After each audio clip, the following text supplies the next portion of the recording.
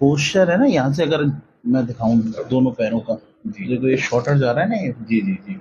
ये वाला पैर शॉर्टर जा रहा है, ये थोड़ा सा देखोगे तो पेल्विक भी अपर थोड़ा सा ऊपर उठा हुआ हाँ है। हाँ। इसी की वजह से वो बैलेंस गेट में प्रॉपर रनिंग वगैरह में दिक्कत आ रही है। जी। ढीला छोड़ो, बाहर कर दो सांस को, ब्रेथ आउट कर दो। बस ठीक है। ओके। बस बस ठीक है, कुछ करेंगे बात। ओ चलो, बिल्कुल लूज करो। ओके, इसको ऐसे करो, इसको स्ट्रेट करो, बस लाइक दिस। बस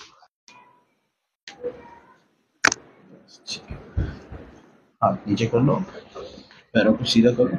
अब लगभग लगभग थोड़े से सेट हो गया बराबर, हम्म। है ना।